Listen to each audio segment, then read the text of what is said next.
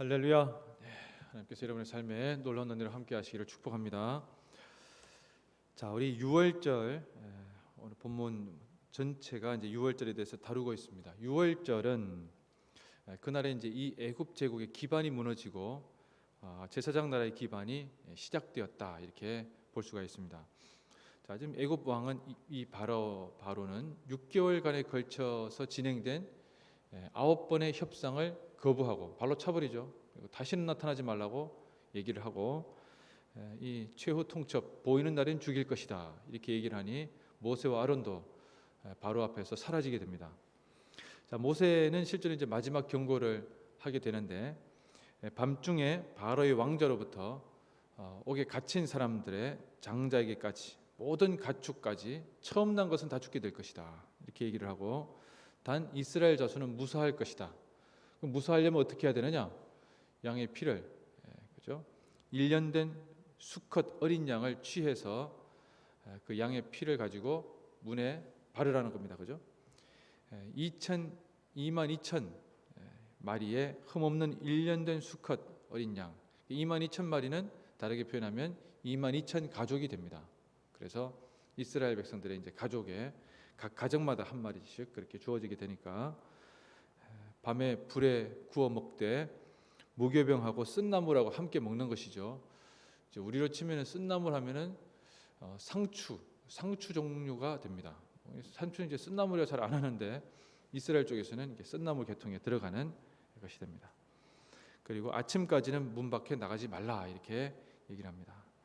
자, 그래서 하나님의 말씀대로 애굽 전역에 있는 모든 바로에서부터 가축까지 모든 장자, 또 처음 난 것들은 초태생이라고 그러죠.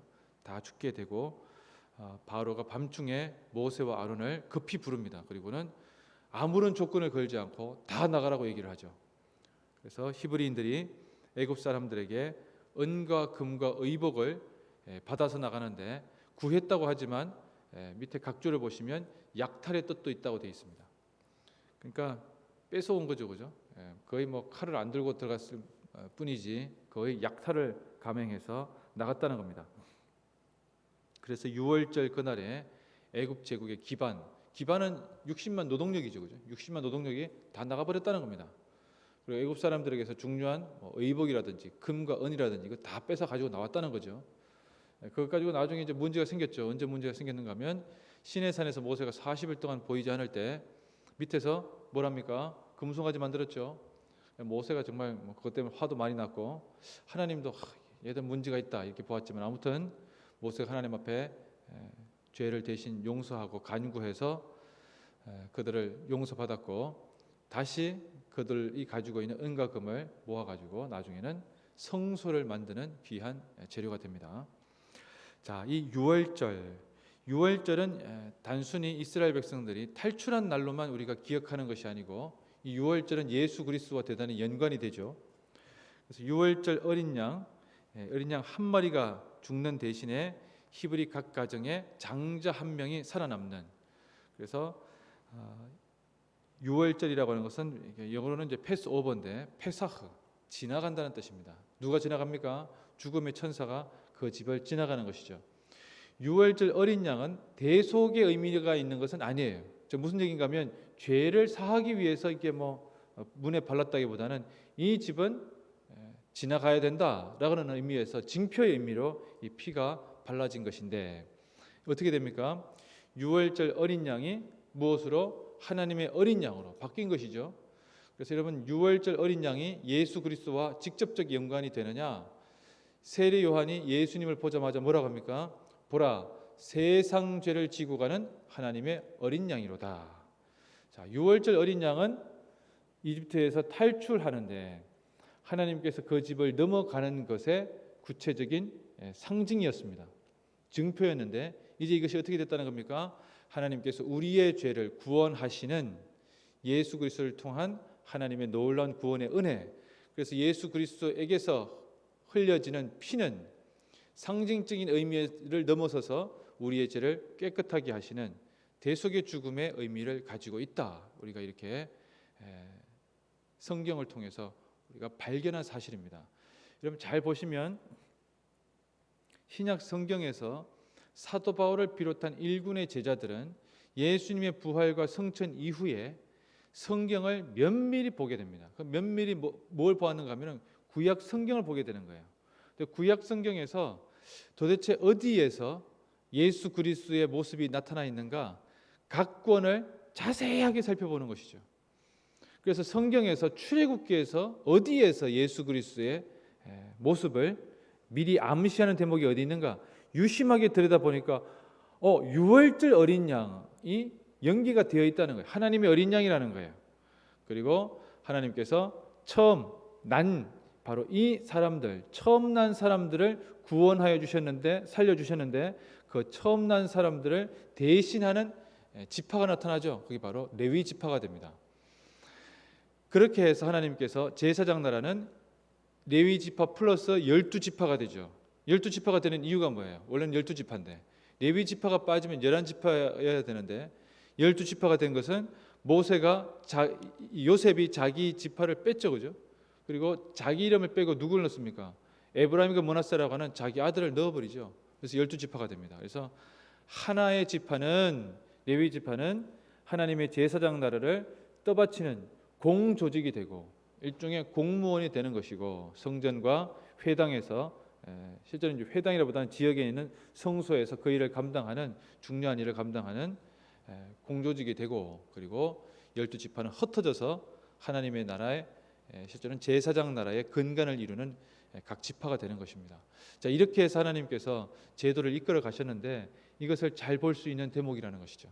레위 지파가 왜 따로 구별되었는가? 그들은 장자들의 죽음을 죽지 아니하고 살려주신 하나님의 그 은혜의 상징적인 표현으로 구별해서 하나님께서 세우셨다는 의미가 들어가 있습니다. 자, 그래서 이 1500년 동안 이것을 계속 되풀이하죠. 언제까지? 예수님께서 마지막 유월절 성찬, 유월절 식사와 첫 번 성찬식을 할 예수님께서 잡히시기 전날 밤에 드셨던 그 음식에서 비롯된 것입니다. 그날까지 1500년 동안 계속해서 무엇을 자기들의 탈출을 해방을 기념하였는데 예수 그리스도의 죽으심과 예수 그리스도의 새로운 언약 어떤 겁니까? 이 살을 먹고 이 피를 마시는 자마다 나의 죽음을 기억하고 기념해라 라고 하는 것은 하나님께서 새로운 언약을 맺으셨는데 그것은 예수 그리스도를 통해서 예수 그리스도의 놀라운 죽으심을 통해서 우리의 죄가 깨끗하게 용서받았다는 거예요. 여러분, 그래서 지금까지의 유월절은 이제 끝나고 새로운 성찬식이 시작되는 것이 예수님의 이 성찬식이 아주 주된 의미가 됩니다. 그래서 예수님의 성찬식에는 뭘 떠올려야 되는가 하면 예수 그리스도를 떠올리지만 그 뒤에는 뭘 떠올려야 돼요? 유월절 어린 양 그리고 하나님께서 이스라엘 백성들을 이집트라고 하는 이 사망의 음침한 골짜기에서 구원하여 주셨다라고 하는 이 놀라운 은혜, 그 은혜까지도 우리가 기억하면서 성찬식을 바라보아야 된다는 겁니다. 그래서 성찬을 행할 때에 우리는 단순히 예수 그리스도께서 이것을 행하여 나를 기념하라라고 하는 것만 바라보는 것이 아니라 그 이전에 1500년이니까 지금으로부터 3500년 전에 이스라엘 백성들에게 베풀어졌던 놀라운 사망에서 생명으로 옮겨간 바로 그 시간들을 우리가 회상하면서 성찬식을 바라볼 수 있어야 됩니다. 그렇게 될 때 하나님께서 우리에게 주신 이 놀라운 은혜를 되새길 수 있는 복된 계기가 된 줄로 믿습니다. 여러분, 무슨 얘기입니까? 하나님의 놀라운 역사는 구약 성경의 전편을 이루어서 이어지고 있으며 예수 그리스도는 갑자기 등장하신 분이 아니라 어디에서부터? 창세기에서부터 출애굽기에서부터 레위기에서부터 쭉 이어져 내려오는 성경의 전편을 걸쳐서 하나님의 놀라운 약속하심의 성취라는 것이 바로 예수 그리스도라는 것.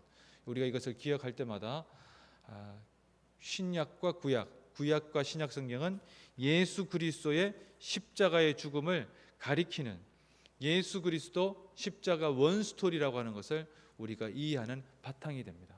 자, 그런 의미에서 이 유월절을 우리가 깊게 바라볼 수 있고 실제로는 유월절을 되풀이하지 않는 이유는 성찬식이 바로 그 되풀이의 이유가 되기 때문에 그렇습니다. 이것을 생각하며 오늘도 우리 죄를 대속하신 예수님의 놀라운 은혜에 감사하고 주님께 영광을 돌리는 그러한 복된 시간이 되었으면 좋겠습니다.